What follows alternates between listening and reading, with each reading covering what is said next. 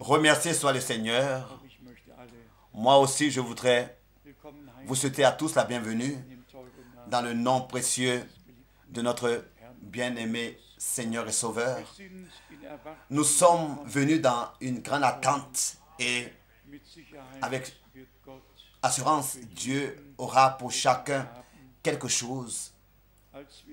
Alors que nous étions dans la pièce de prière et que entre frères nous remettions cette réunion entre les mains du Seigneur, c'était notre requête que tous ceux qui sont ici puissent recevoir ce dont ils ont besoin et selon leur requête, que ce soit salut, que ce soit guérison, quoi que ce soit. Un bien-aimé frère me disait, frère Franck, tu pries pour tous les jeunes parfois qui viennent à la réunion et ce serait mon désir, c'est ainsi qu'il le disait, ou bien alors notre désir, les deux étaient présents, que aussi il soit prié pour ceux qui ne viennent pas encore à la réunion, qui restent à la maison, qui ne viennent pas encore à la réunion, qui restent à la maison, ceux à qui le cœur n'a pas encore été touché par la parole de Dieu.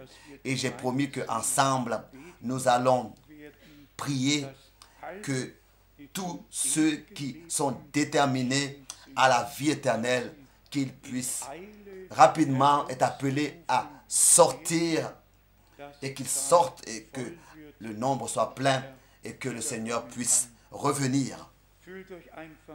Sentez-vous à la maison et comme le frère Rousse déjà le disait, nous pensons aussi à tous ceux qui ne pouvaient pas venir, qui à cause des circonstances du temps de l'hiver ont été empêchés ou alors pour une autre raison. Que Dieu le Seigneur puisse réellement bénir tous ceux qui sont ici, bénir tous ceux qui maintenant écoutent et qui regardent dans le monde entier. Nous sommes seulement une partie de toute l'Église. Toute l'Église vient de tous les peuples, les langues et les nations et elle est partout éparpillée. Elle se trouve partout. C'est ainsi que dans le monde entier, c'est ainsi que nous avons la parole de Dieu qui est prêchée et qui atteint les extrémités de la terre. Chaque lettre, chaque épître que Paul a écrit ont atteint les extrémités de la terre. Chaque évangile qui a été écrit a atteint les extrémités de la terre. Quel est le dernier état? Je crois 2800 langues et dialectes existent dans lesquels au moins les évangiles ont été traduits. Et ensuite, aussi beaucoup de langues dans lesquelles les Saintes Écritures ont été traduites. C'est ainsi que nous remercions Dieu de ce que chaque message qui aussi depuis la Réformation a été accordé par Dieu à l'Église a atteint les extrémités de la terre, a atteint tous les peuples, les langues et les nations. Même si auparavant, avant la Réformation, il y a eu quelques sacrifices qui ont dû être payés, Jan Hus, Wycliffe et tous ces hommes de Dieu. Mais ensuite a suivi la Réformation, le réveil puissant, et voilà que le message de la grâce, de la justification a atteint l'humanité. De la même manière, dans le prochain réveil sous John et Charles Wesley, et ensuite fini, Moody et tous ces hommes ont suivi, et aussi les différents messages qu'ils ont apportés ont atteint les extrémités de la terre. celui qui a déjà été dans 12 États islamiques, dans l'un des 12 États islamiques, peut témoigner que même dans ces États islamiques-là, toutes les communautés qui existent dans d'autres pays dans le monde et qui existent dans le monde, existent aussi au Soudan, existent aussi en Éthiopie, existent aussi en Égypte, existent aussi dans tous ces pays et partout. Mais maintenant, pour ici souligner l'importance suivante, aussi, le réveil qui a eu lieu il y a 100 ans, d'ici le réveil pentecôtiste, a aussi atteint les extrémités de la terre. Et ensuite, le dernier point qui est à mentionner, le réveil que Dieu, après la Deuxième Guerre mondiale, a accordé et a directement mandaté pour cela, commissionné pour cela, frère Branham. Tous les autres ont reçu une inspiration, mais frère Branham, comme Moïse et comme les prophètes, a reçu un mandat direct, un appel de la part de Dieu personnellement, directement, et ce message de Dieu, ce message divin doit atteindre les extrémités de la terre. Maintenant, encore rapidement, pour venir à parler du dernier mois, j'ai entrepris ce voyage en Bolivie et au Pérou, et pour finir au Chili. Et je dois dire que c'était réellement richement béni. Mais avant que je vienne rapidement à parler de cela, je ne peux pas oublier de remettre toutes les salutations du frère Wamström, des frères et sœurs de la Finlande, oui, de toute l'Europe, et du frère Graf, du frère Barillier, et de tous les frères qui ont appelé de Nairobi, de Kapstadt, du Bénin, de l'Afrique, de partout. Des frères ont appelé. Le frère du Bénin me disait, remets les salutations à l'église avec Apocalypse chapitre 21 du premier verset jusqu'au verset 7. Vous pouvez tout à l'heure lire ce passage. Nous sommes réellement liés avec tous. Le frère Müller de l'Autriche remet ses salutations.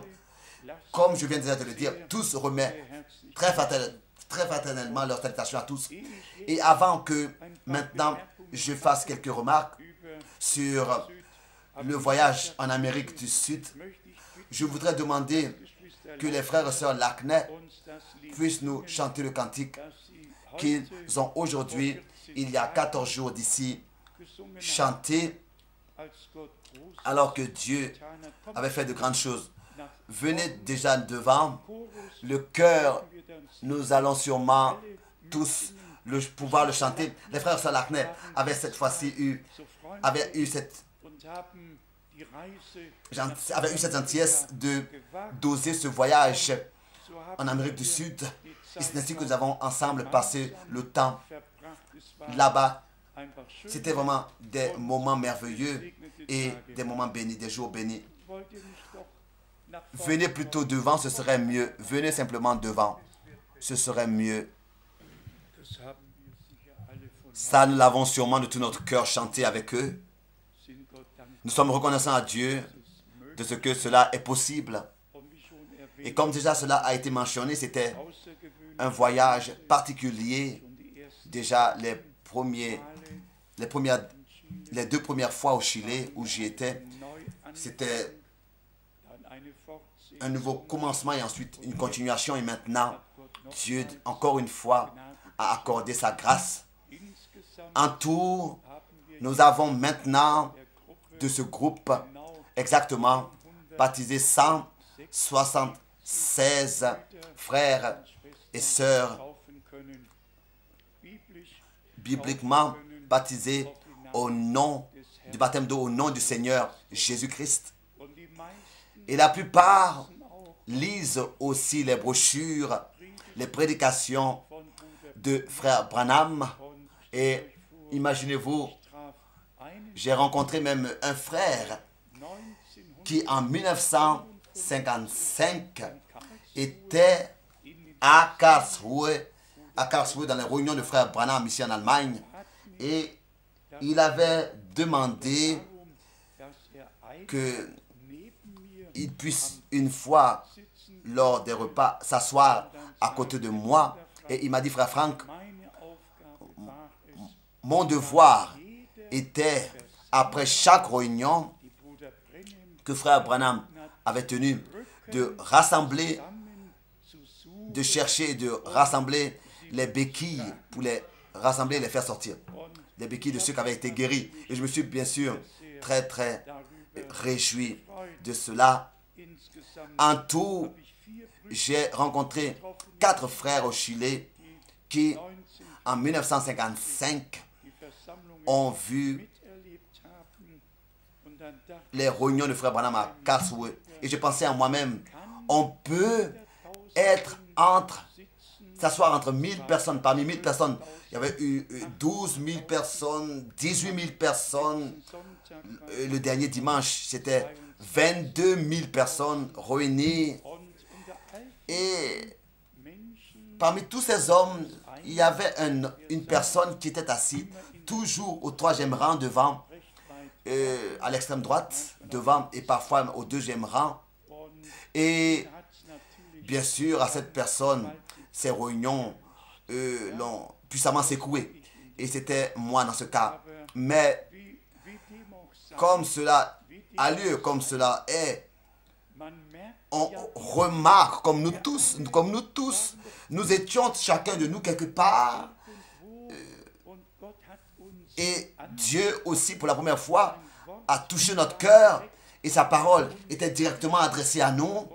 Et c'est ainsi que maintenant nous avons aussi de nouveau vu que seulement une partie jusqu'à maintenant a accepté et reçu le message et la parole de l'heure. Et nous devrions continuer à prier pour que le reste de cette église puisse ouvrir le cœur et recevoir la parole de l'heure, pour que tous ceux qui sont réunis là-bas puissent recevoir la grâce de Dieu.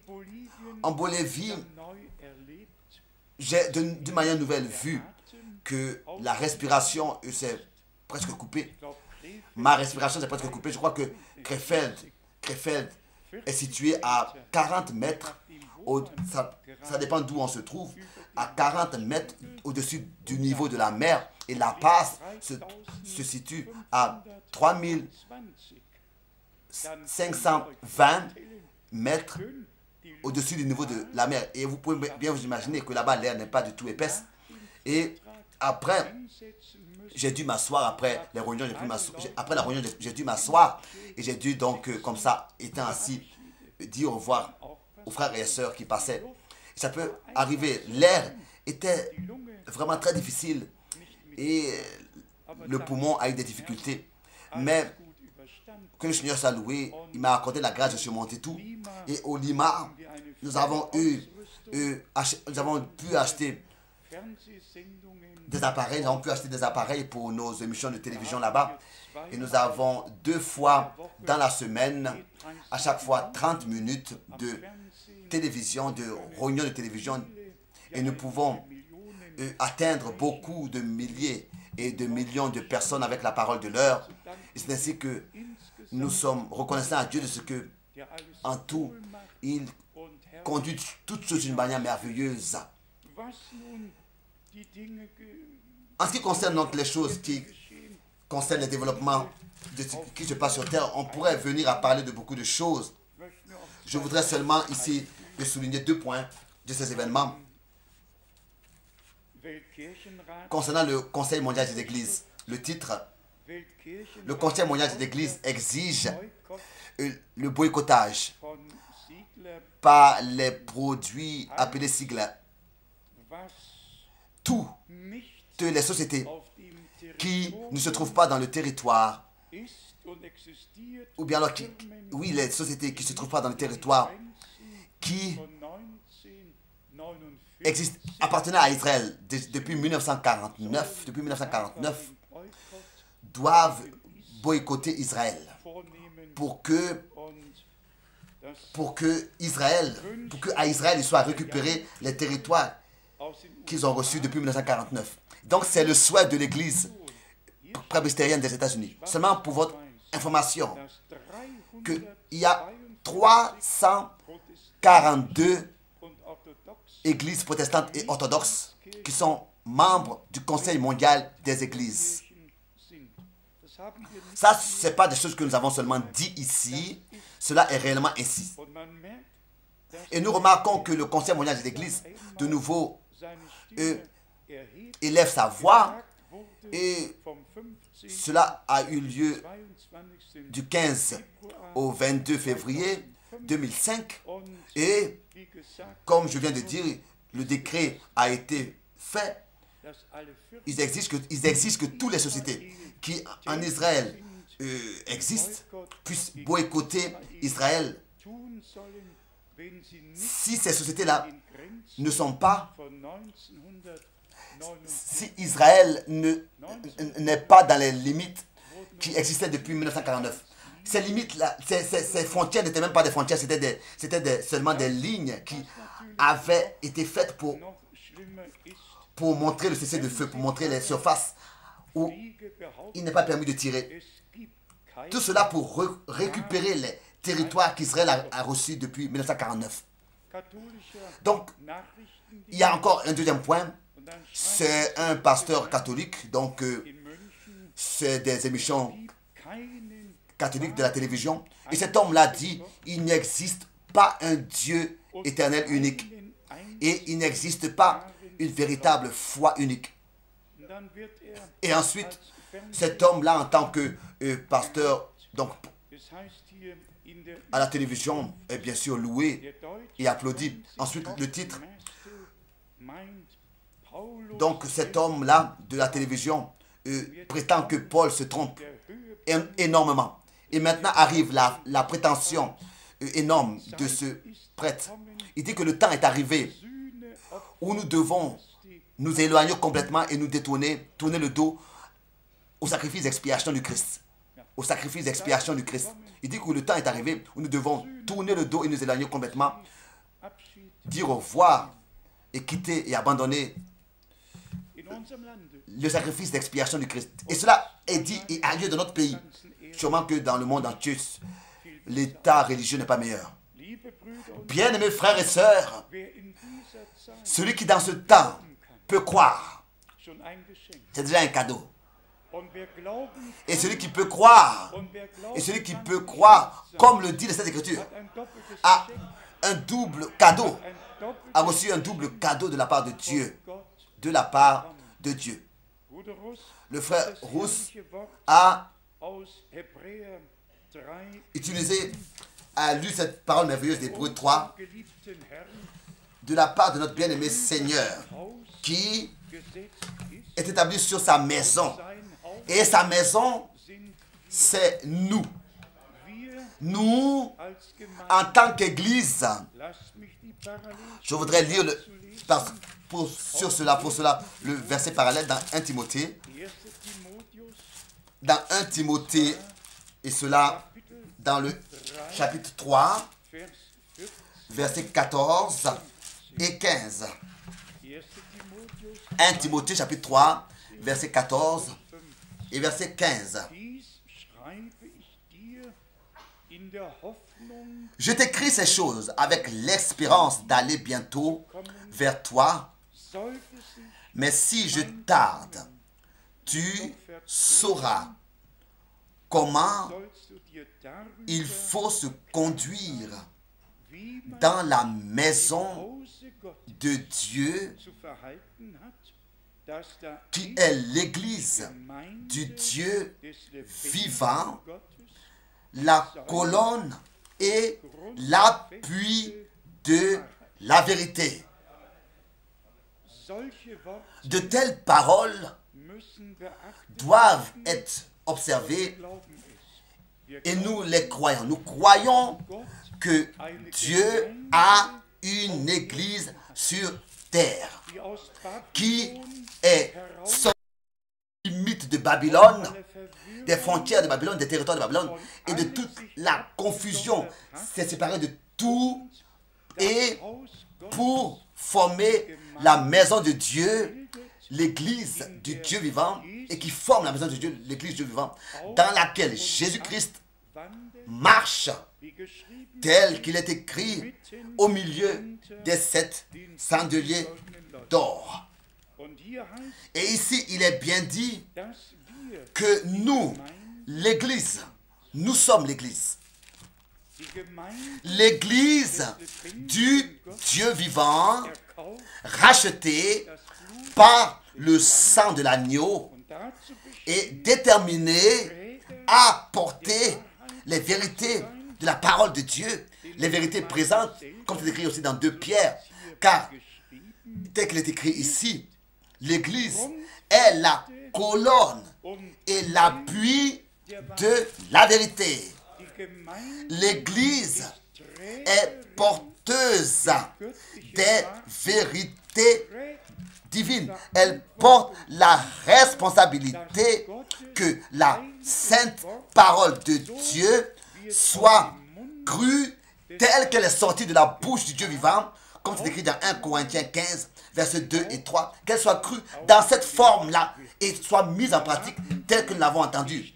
1 Corinthiens 15, versets 2 et 3. Nous avons aussi dans Éphésiens 4 cette écriture où Paul montre et adresse cet écrit à l'église et se tourne à l'église et s'adresse à elle et dit ici dans Éphésiens chapitre 4 à partir du verset 10, celui qui est descendu, c'est le même qui est monté au-dessus de tous les cieux afin de remplir toutes choses. Et il a donné les uns comme apôtres, les autres comme prophètes, les autres comme évangélistes, les autres comme pasteurs et docteurs, pour le perfectionnement des saints en vue de l'œuvre du ministère et de l'édification du corps de Christ.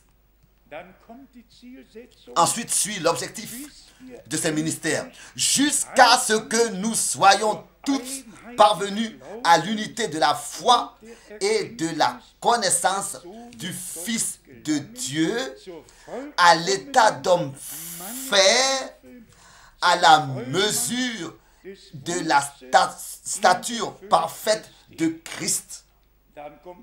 Ensuite, de nouveau, suit la raison. Ainsi, nous ne serons plus des enfants flottants et emportés à tout vent de doctrine par la tromperie des hommes, par leur ruse dans les moyens de séduction.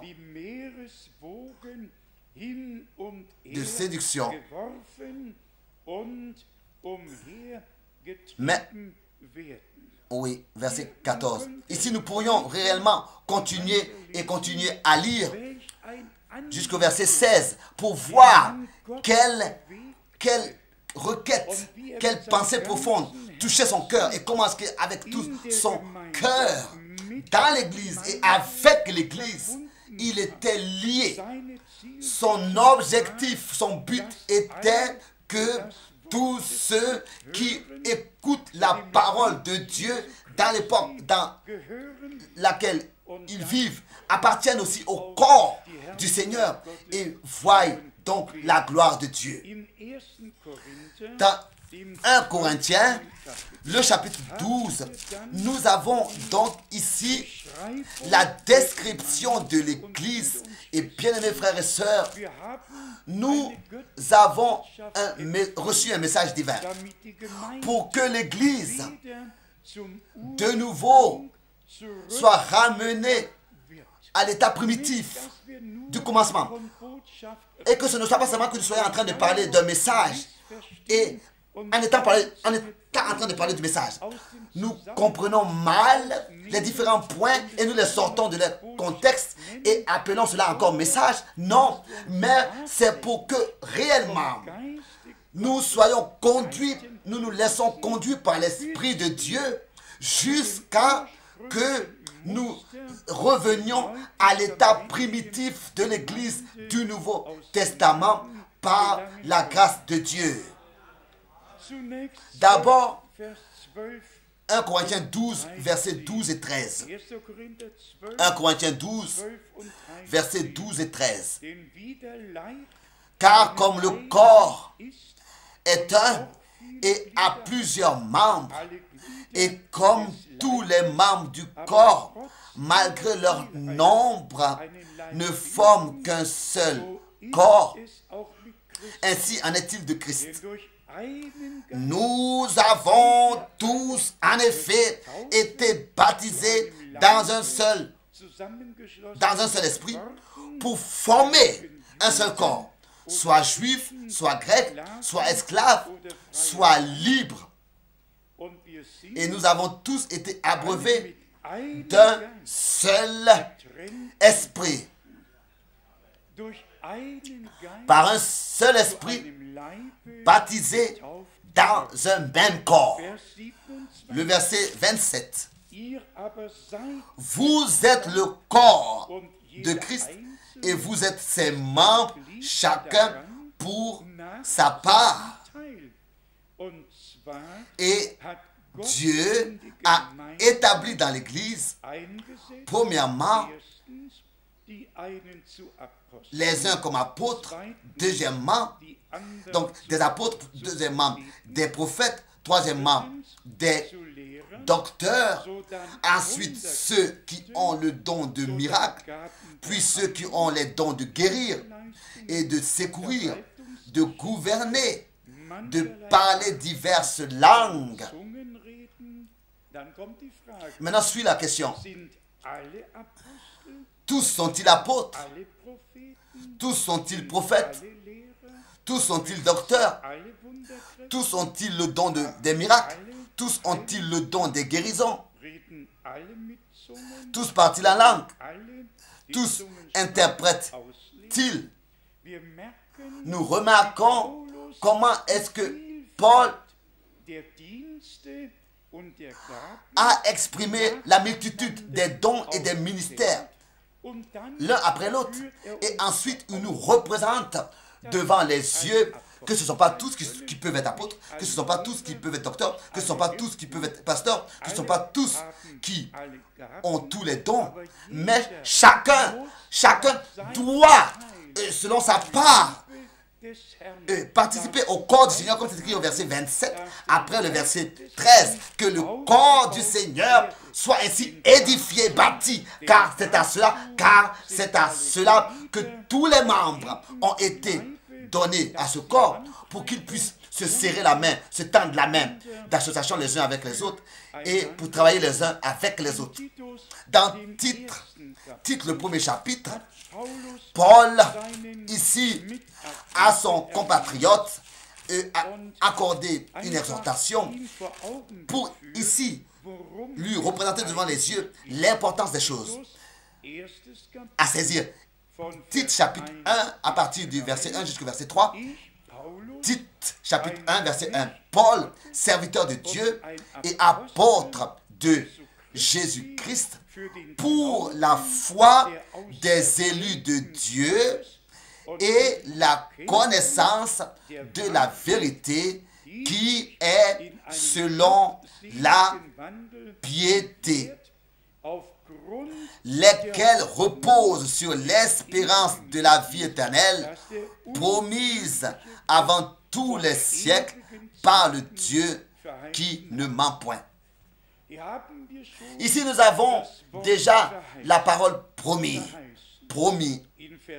au verset 3, et qui a manifesté sa parole en son temps par la prédication qui m'a été confiée d'après l'ordre de Dieu, notre Sauveur. Nous avons ici une description de l'appel divin et de son objectif. De quoi il s'agit aujourd'hui en fait? Est-ce qu'il s'agit seulement de dire à l'humanité que Dieu a accompli ses promesses et a envoyé dans cet âge prophétique son prophète? Ou alors, est-ce qu'il s'agit de ce que le message divin, plutôt, à nous tous, puisse produire l'effet pour lequel il a été envoyé? Et là, nous sommes déjà dans Ésaïe 55, que la parole qui est sortie de la bouche de Dieu ne revient jamais vide à lui, si ce n'est qu'elle ait accompli sa volonté et ses desseins. À cela, nous pensons à Éphésiens 1, le verset 11. Il est parlé aussi des desseins de Dieu dans Éphésiens 3 aussi. Et je crois que 90% à l'intérieur de ce message montrent du doigt tous et regardent en arrière au ministère de Frère Branham. Et j'ai encore aujourd'hui lu une citation, je pourrais ici même nommer le nom de la personne, où il est prétendu que le Seigneur se trouve dans la première phase de 1 Thessaloniciens chapitre 4, que le message c'est le signal donné et que le Seigneur déjà se trouve dans cette phase du retour. Non, ce n'est pas correct.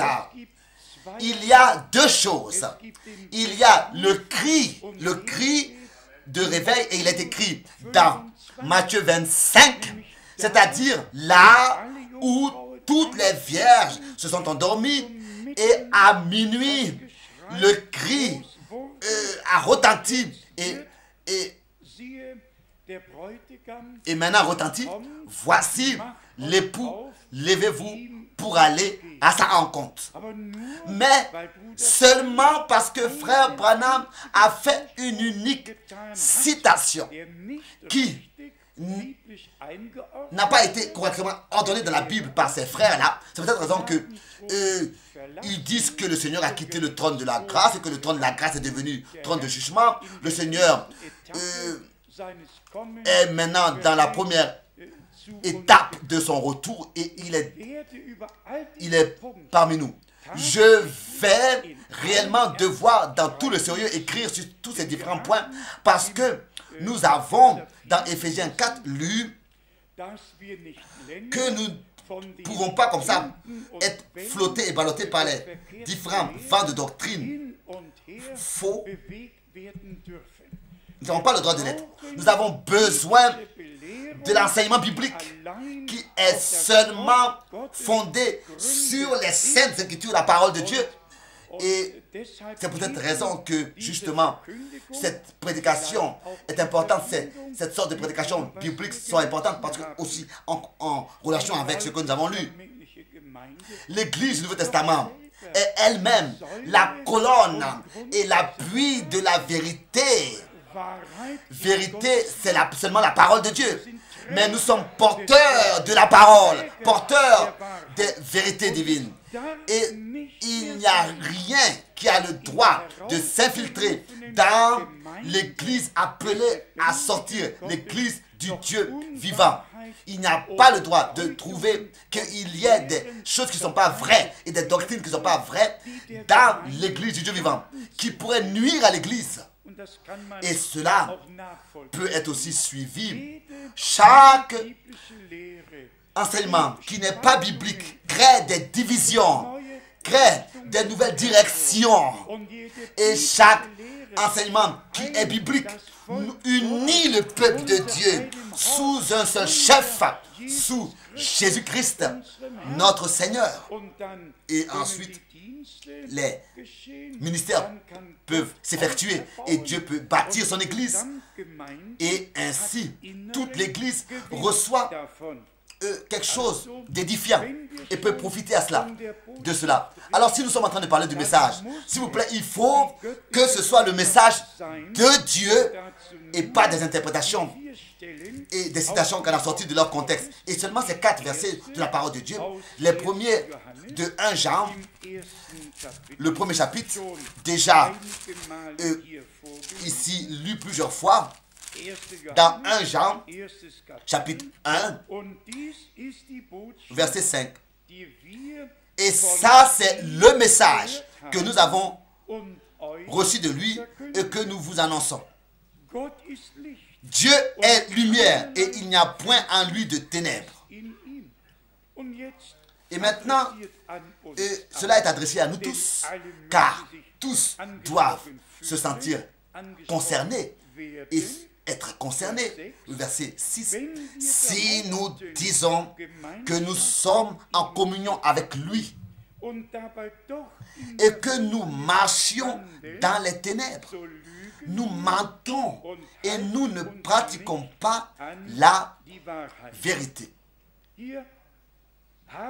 Ici, nous avons réellement un modèle, un exemple modèle de ce que signifie le mot message. Message apporte lumière. Le message apporte la lumière et apporte la vie. Il dit, ma parole est esprit et vie. Et c'est ainsi que nous passons des ténèbres à la lumière de la mort, à la vie de la puissance du diable, au royaume de son Fils bien-aimé, car les paroles de Dieu sont d'esprit et vie. Mais maintenant ici, écoutez ce qui est écrit au verset 7. Mais si nous marchons dans la lumière, comme il est lui-même dans la lumière, nous sommes mutuellement en communion. Directement la première question. Pourquoi est-ce que à l'intérieur de ce message de la fin des temps, toutes sortes de directions et tous n'ont pas de communion mutuelle les uns avec les autres? Si les Saintes Écritures disent ici que, et d'une manière assez claire, que si nous prétendons marcher dans la lumière, c'est-à-dire dans la lumière que tel que Dieu l'a accordé, 1 Corinthiens 15, versets 2 et 3, tel que Dieu l'a accordé, alors nous avons communion mutuelle les uns avec les autres. Et si quelque part il y a un problème, et que cette communion-là est menacée par ce problème, donc alors la deuxième partie du verset 7 trouve son accomplissement. Et qu'il y a un problème donc qui empêche la communion les uns avec les autres, alors ici nous devons considérer ce verset. Et le sang de Jésus son Fils nous purifie de tout péché. Donc la communion avec Dieu, la communion les uns avec les autres est fondée sur le pardon. Et Dieu en Christ nous a pardonné et nous pardonnons les uns les autres là où il y aurait quelque chose à pardonner. Mais ici, il y a réellement le point.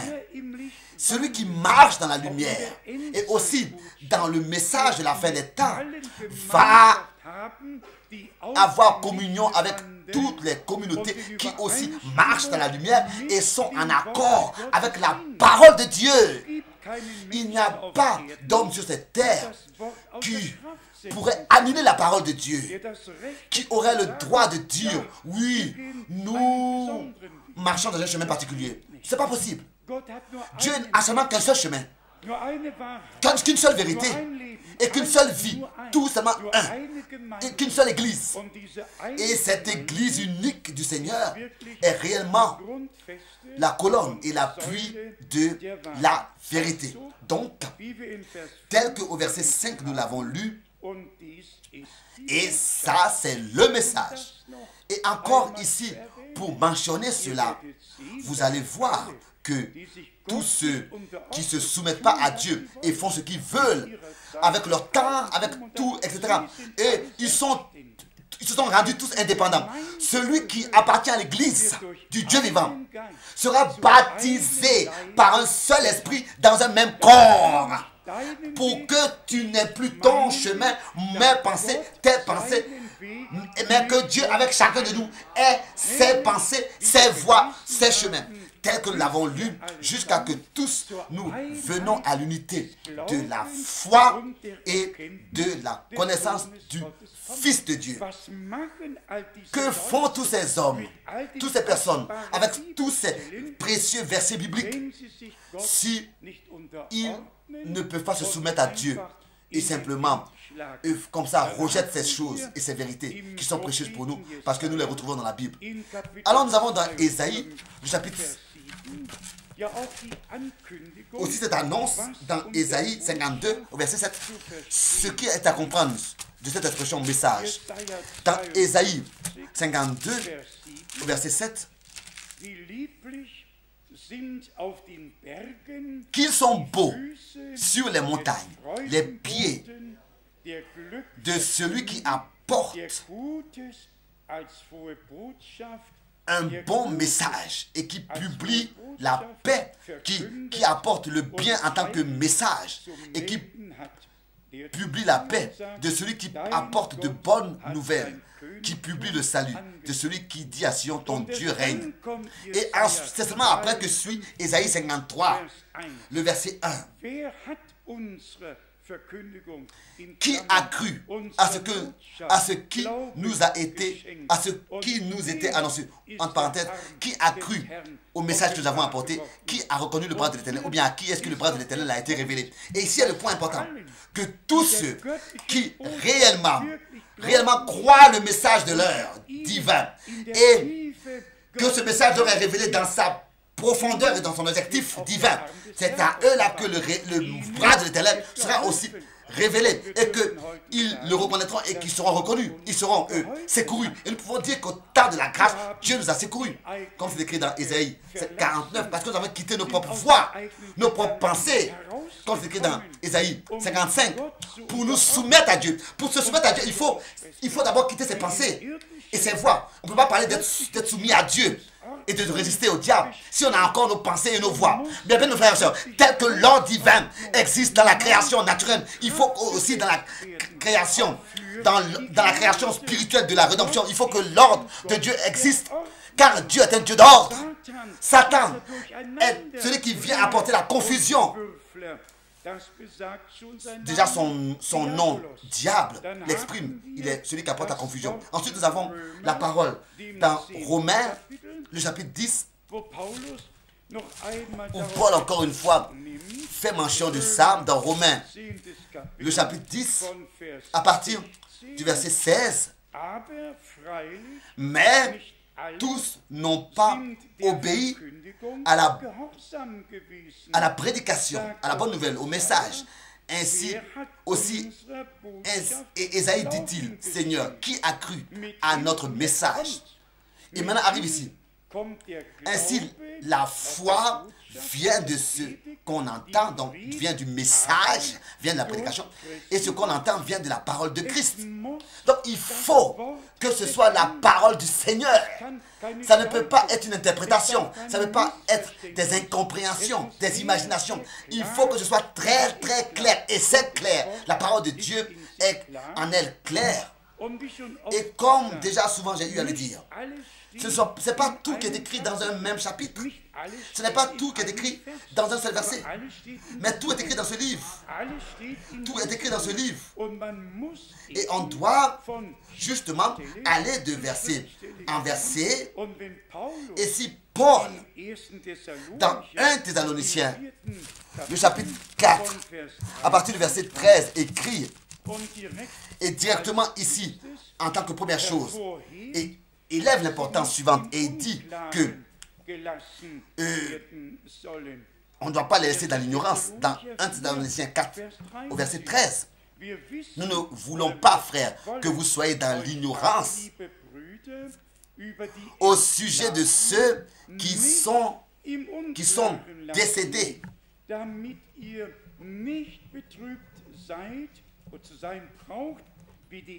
afin que vous ne vous affligez pas comme les autres qui n'ont pas d'espérance.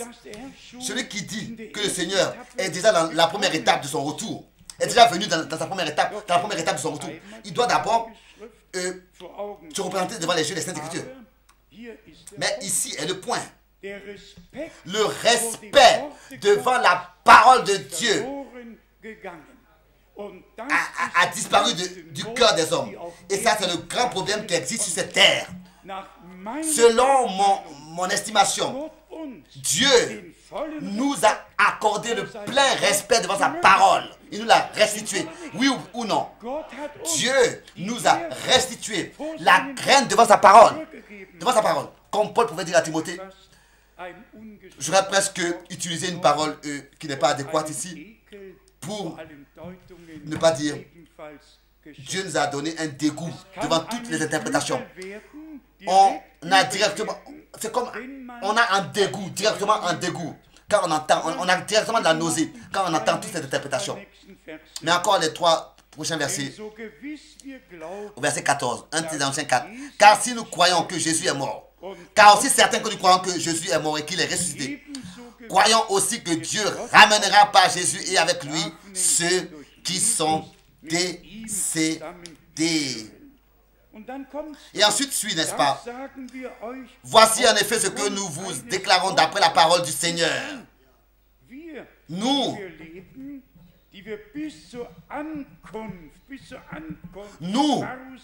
d'après nous, nous les vivants restés jusqu'à l'avènement du Seigneur. Jusqu'à, ici le mot parle aussi, l'avènement du Seigneur.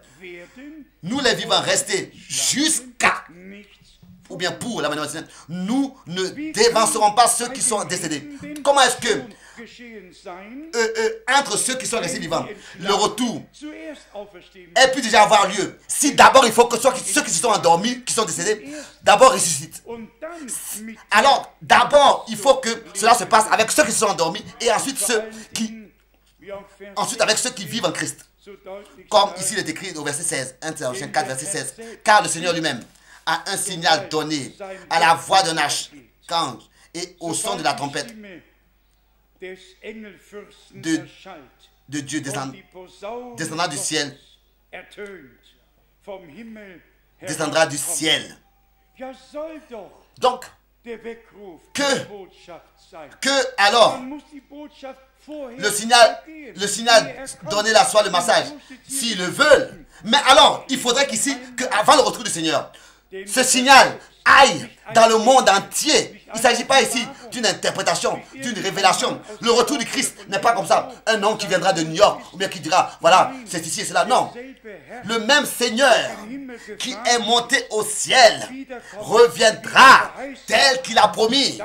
Ça, c'est la sainte parole de Dieu. Je lis le verset 16 encore une fois. Car le Seigneur lui-même a un signal donné. Donc il faut que, n'est-ce pas, le cri de réveil, nous savons que ce signal donné là ne concerne pas Matthieu 25, mais ici nous devons comprendre, et ses frères doivent comprendre, qu'avant le retour du Christ, il faut que le cri de Matthieu 25 retentisse dans le monde entier. Dans le monde entier. D'abord un signal donné, ensuite la voix d'un archange et au son de la trompette de Dieu descendra du ciel. Le Seigneur. Et ensuite, quand ces 3 choses se seront passées, ces 3 choses, c'est seulement après que le Seigneur reviendra. Et ensuite, nous qui sommes restés vivants, en Christ ressusciterons premièrement. Nous qui sommes restés vivants, et les morts en Christ ressusciteront premièrement. Ensuite, nous, les vivants qui seront restés, nous serons tous ensemble enlevés avec eux sur les nuées à la rencontre du Seigneur dans les airs. Et ainsi, nous serons toujours avec le Seigneur. Ça, c'est l'ordre divin dans le salut, lors du retour du Seigneur Jésus-Christ, notre Seigneur.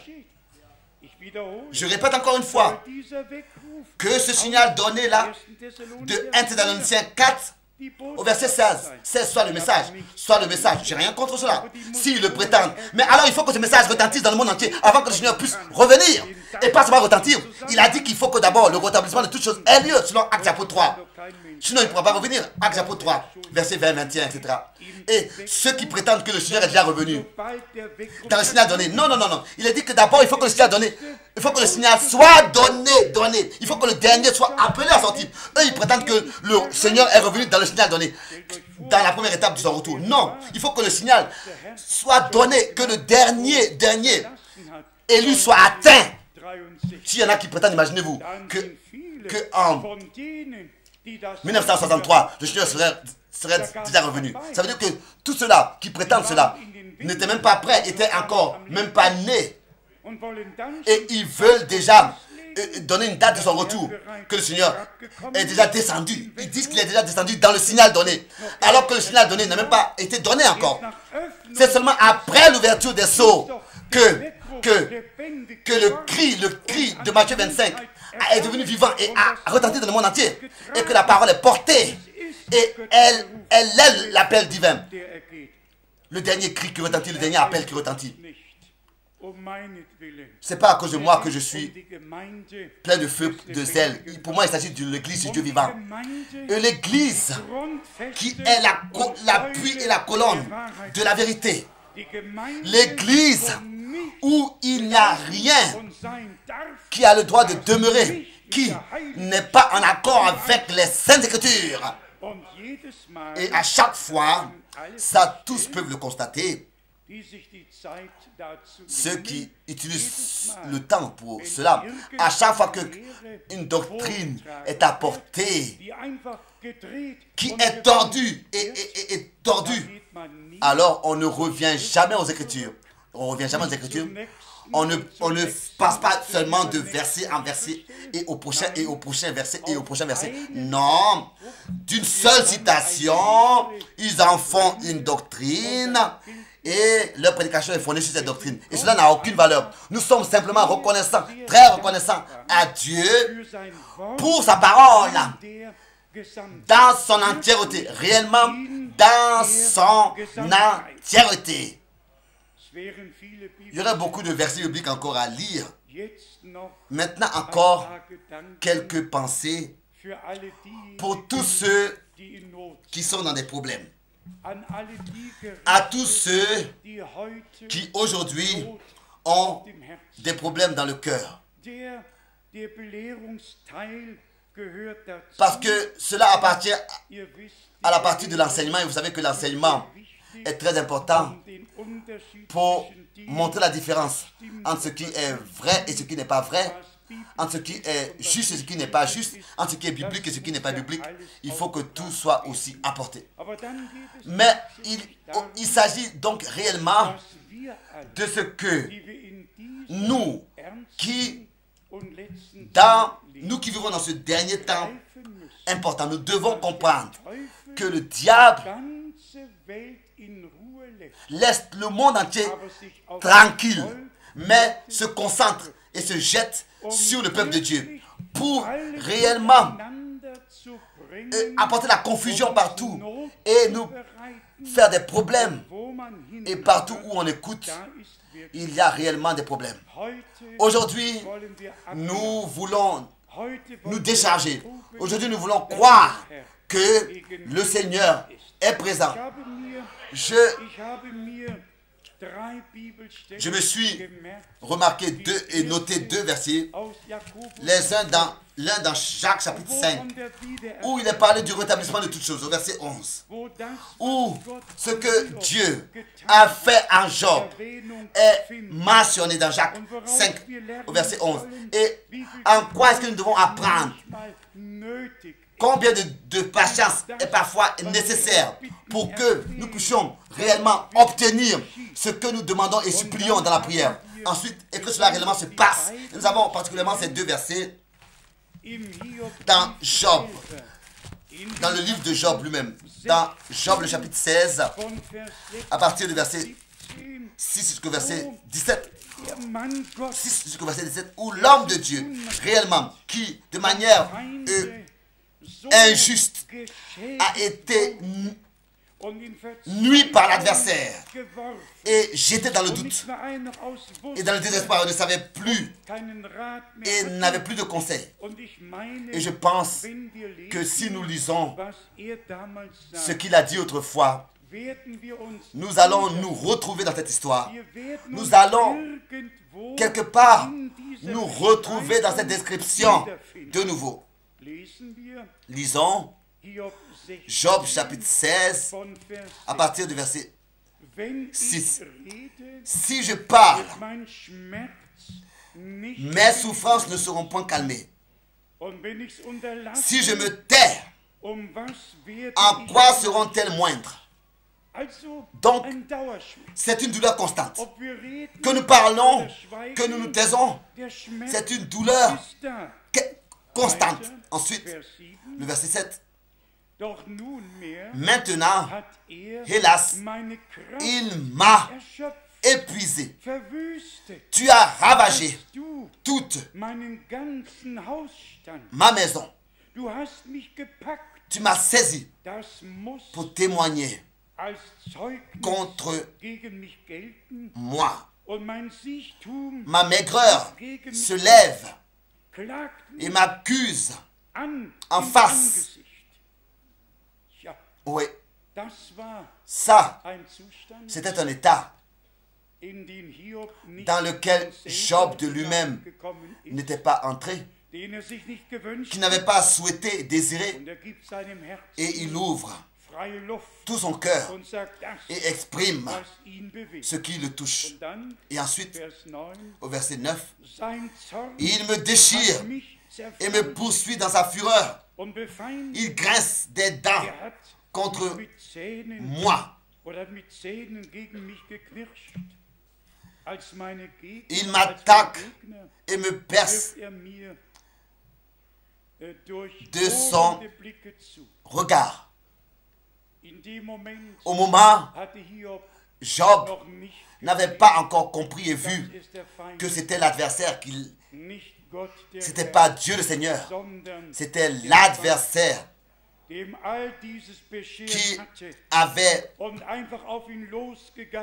était derrière tout cela, qui s'était jeté sur Job. Mais Dieu avait confiance à Job, il savait que quoi qu'il arrive, son âme n'a pas le droit d'être touchée. C'est ainsi que Dieu l'avait dit. Bien mes frères et sœurs, l'adversaire n'a pas le droit de toucher à notre vie, à la vie que Dieu a mis en nous, à notre âme. Notre âme attend encore, notre corps attend encore la transformation, mais notre âme a reçu déjà la pleine rédemption. Notre âme, le sang de l'agneau a coulé et nous appartenons à Dieu. Notre âme est transformée et nous avons reçu le plein salut dans notre âme. Mais comme je viens de dire, le corps doit encore passer ou bien passe encore par certaines difficultés et tribulations. Le verset 10. Ils ouvrent la bouche pour me dévorer. Ils m'insultent et me frappent les joues. Ils s'acharnent tous après moi. Oui. Dieu me livre à la merci des impies. Verset 11. Il me précipite entre les mains des méchants. Combien de fois nous nous posons la question, pourquoi est-ce que ceci est comme ça et comme ça dans ma vie? Pourquoi est-ce que je dois justement passer par de tels chemins?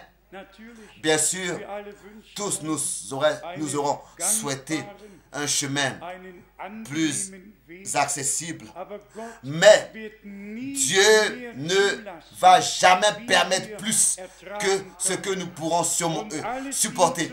Et tout sert à ce que nous soyons blanchis et préparés. Et quand la restauration aura lieu, alors nous allons remercier Dieu pour chaque coup que nous avons reçu, pour tout ce qui nous est arrivé et par toutes les choses par lesquelles nous sommes passés. Nous allons réellement seulement remercier Dieu pour tout, car ici s'accomplit vraiment. Quand tout se termine bien, alors tout va bien. Et Job n'aurait jamais pu dire, je sais que mon Rédempteur est vivant. Il n'aurait jamais pu dire, quelqu'un s'est porté garant pour moi au ciel. Et ensuite les versets de Job 19, Job 19 au verset 7. Voici, je crie à la violence et nul ne répond. J'implore justice et point de justice. Le chemin, il m'a fermé toute issue et je ne puis passer. Il a répandu des ténèbres sur mes sentiers. Est-ce que vous remarquez que nous ne sommes pas les seuls qui passent par des chemins difficiles? Est-ce que vous remarquez que d'autres avant nous sont passés par des chemins difficiles? Ne cherche pas d'explication à ton chemin. Remercie Dieu de ce qu'il est avec nous, même dans ces chemins difficiles. Quoi qu'arrive, rien ne pourra nous séparer de l'amour de Dieu qui est en Jésus-Christ, notre Seigneur. Voici, je crie à la violence et nul ne répond. J'implore justice et point de justice.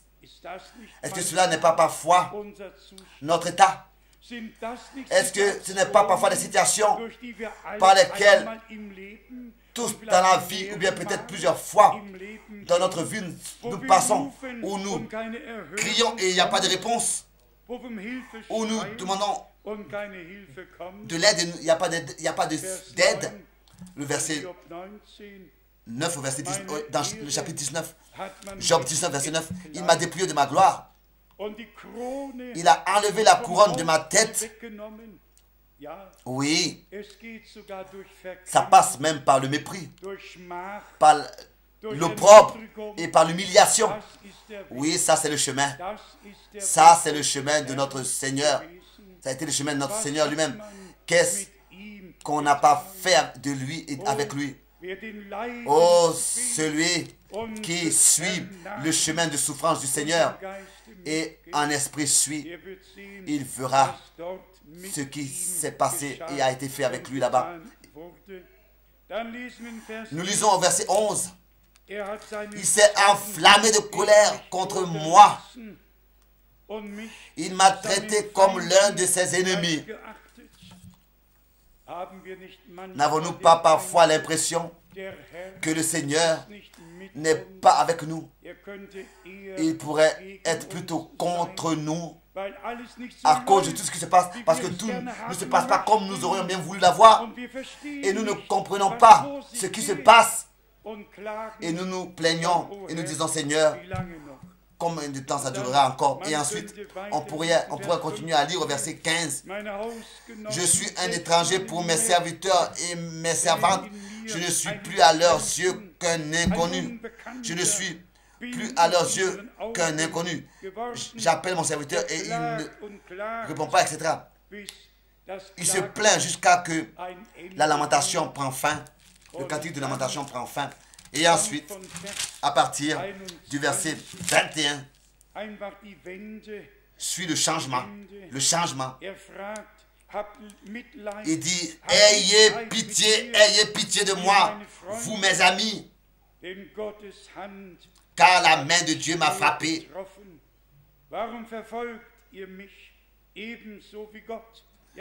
Pourquoi me poursuivez comme Dieu me poursuit? Il pensait que c'était Dieu qui le poursuivait.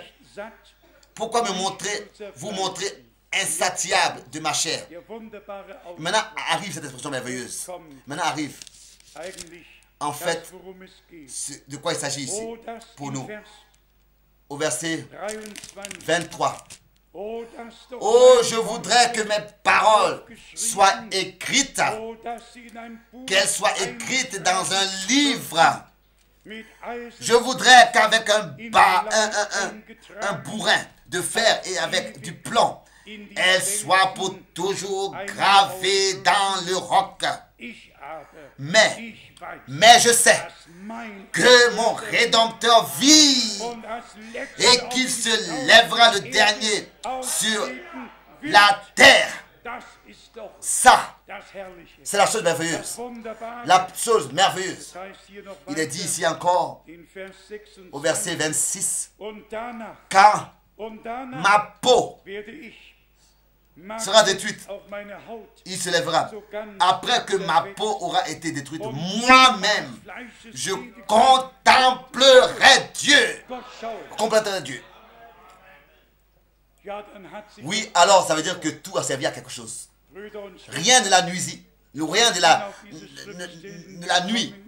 Mais bien, mes frères et sœurs, je suis arriver à ces versets parce que partout il y a des problèmes avec les enfants, dans les familles, en tout. Et nous nous posons la question parfois, pourquoi est-ce que Dieu ne répond pas? Pourquoi est-ce que je dois passer par ce chemin? Et ensuite nous avons ici la réponse. Nous avons la réponse.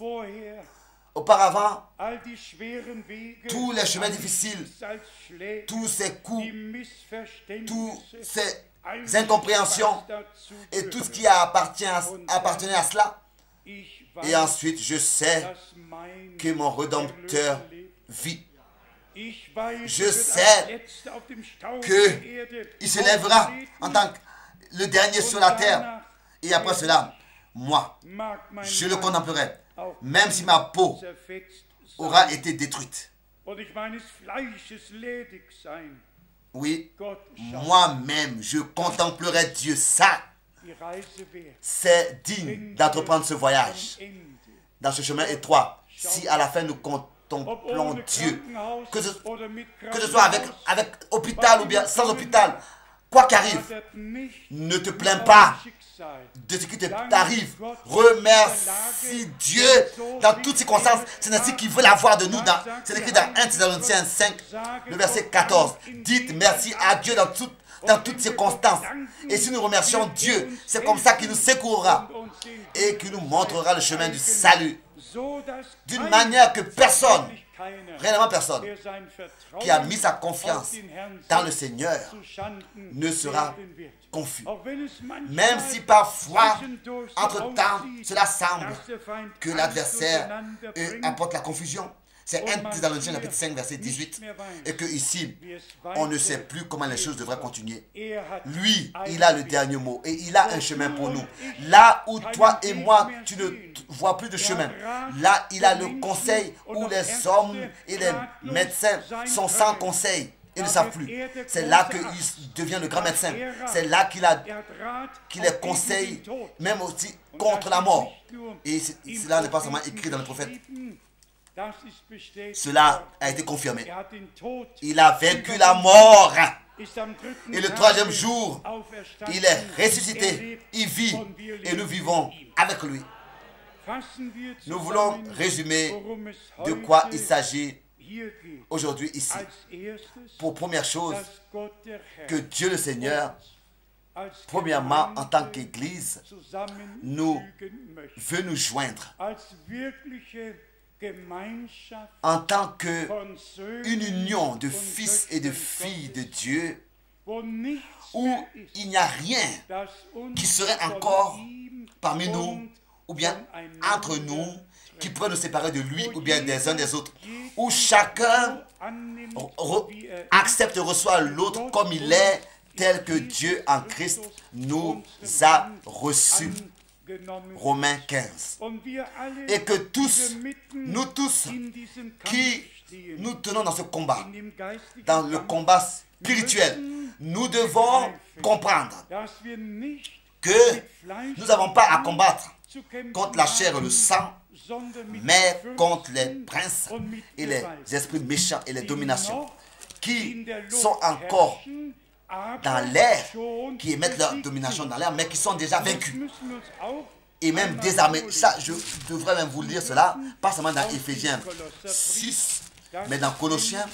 Cela est une parole très merveilleuse.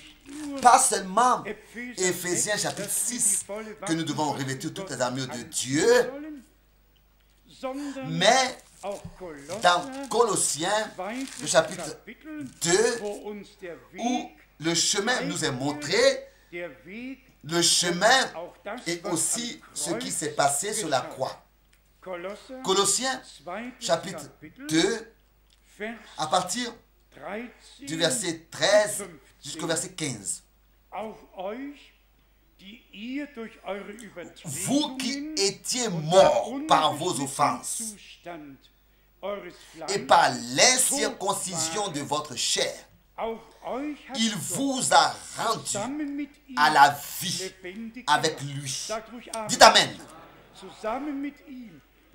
Rendu à la vie avec lui, en nous faisant grâce pour toutes nos offenses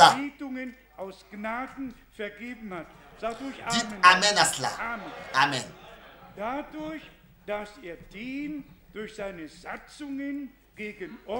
En effaçant l'acte dont les ordonnances nous condamnaient et qui subsistait contre nous. Et il l'a éliminé en le clouant. Dites Amen à cela. La lettre de condamnation a été anéantie. Elle n'existe plus. Elle n'existe plus. Elle a été déchirée, anéantie, barrée et anéantie. Il l'a anéanti, condamné et qu'il a subsisté contre nous. Il l'a éliminé, pas seulement effacé, mais éliminé en le clouant à la croix. Donc, c'est sur la croix que cela s'est passé. La lettre de condamnation n'existe plus. Le pardon a eu lieu pour nous. Et l'obstacle pour notre salut a été ôté. Et c'est dans Jésus-Christ que nous avons reçu le plein salut de Dieu. Pour encore confirmer cela, au verset 15, disons. Donc ce qui se tenait en obstacle pour notre salut a été éliminé. Au verset 15. Il a dépouillé, pas seulement dépouillé. En allemand c'est écrit désarmé. Vous pouvez dire amen à cela. Il a désarmé complètement les dominations et les autorités et les a livrées publiquement en spectacle en triomphant d'elles par la croix. Amen. Ce n'était pas seulement une victoire comme ça un peu. C'était une victoire parfaite. Une victoire totale, une capitulation totale de la puissance de l'adversaire. Ici, je l'ai parfois dit, à la fin de la Deuxième Guerre mondiale, alors que les généraux et tous ces hommes militaires ont dû signer la capitulation, l'abandon. Ils ont dû signer.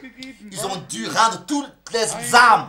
Aucun soldat n'avait ne serait-ce que même un revolver. C'est nous qui les avions en tant que petits. Hein. Ça avait été apporté tout partout. Et aller dans la brousse avec toutes ces armes et faire tout un tas. Mais je veux dire, si la capitulation est là, alors il faut que toutes les armes soient rendues. Il n'y a rien, il n'y a rien. Les balles et tout, même le vêtement doit être dépouillé. Et on lève les mains. C'est comme ça que c'était aussi à la croix. Croyez-le. Même l'uniforme est dépouillé.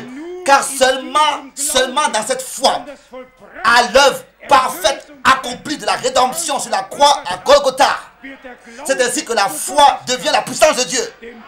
Car c'est là que la puissance de Dieu a été manifestée. Et si ici il est écrit, d'abord il faut croire que l'adversaire est désarmé.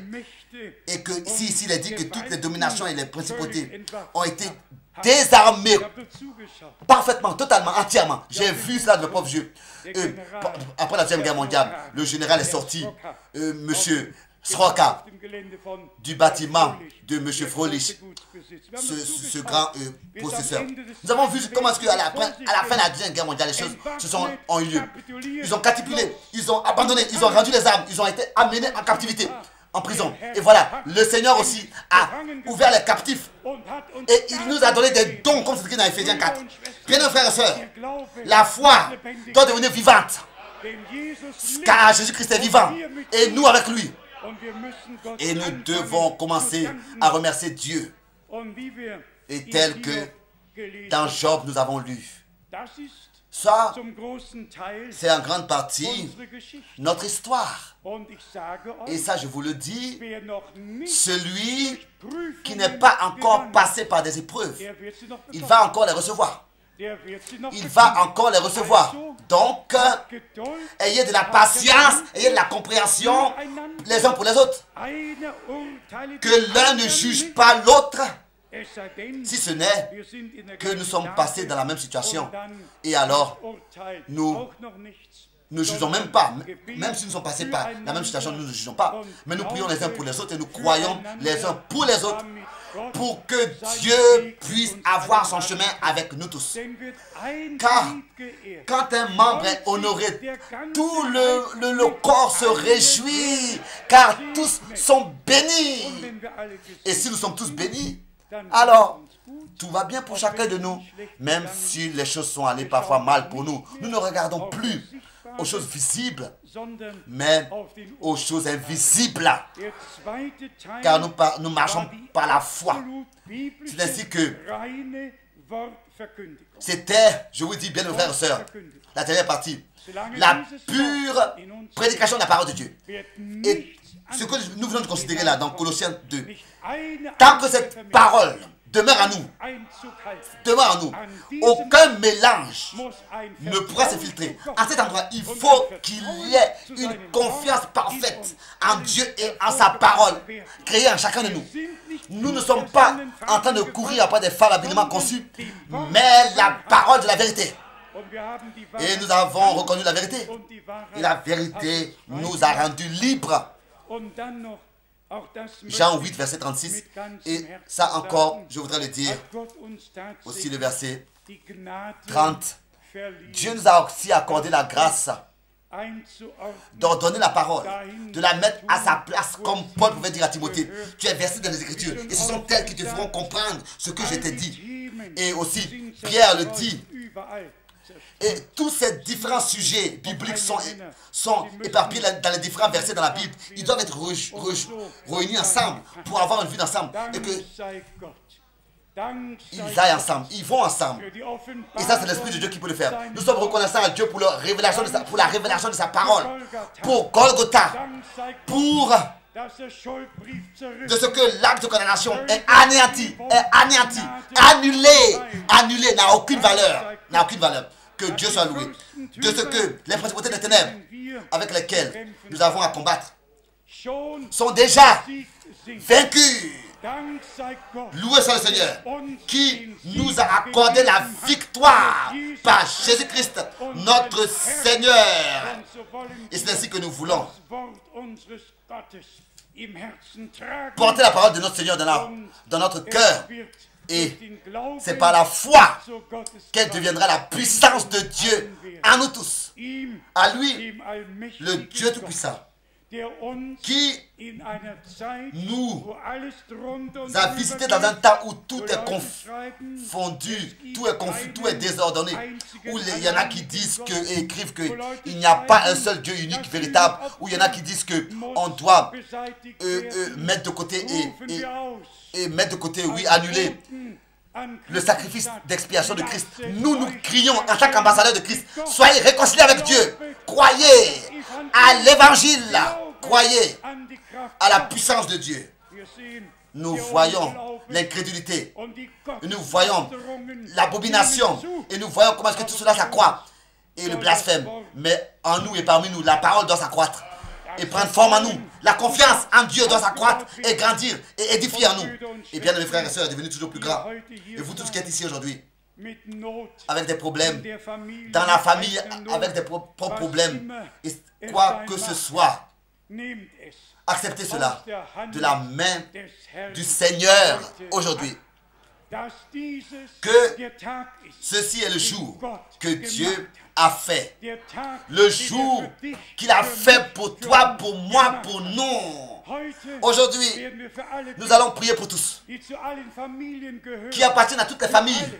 Priez pour tous ceux qui sont déterminés à hériter la vie éternelle. Aujourd'hui, nous allons prier et aujourd'hui, Dieu va exaucer et nous allons voir le bras de l'Éternel et la droite de l'Éternel élevée, car la droite de l'Éternel demeure élevée jusqu'à que la pleine victoire de Dieu soit visible. Amen, amen, alléluia. Alléluia. Nous voulons nous lever et prier. Et comme déjà si souvent nous voulons peut-être maintenant chanter ce chœur, je prie pour une nouvelle expérience.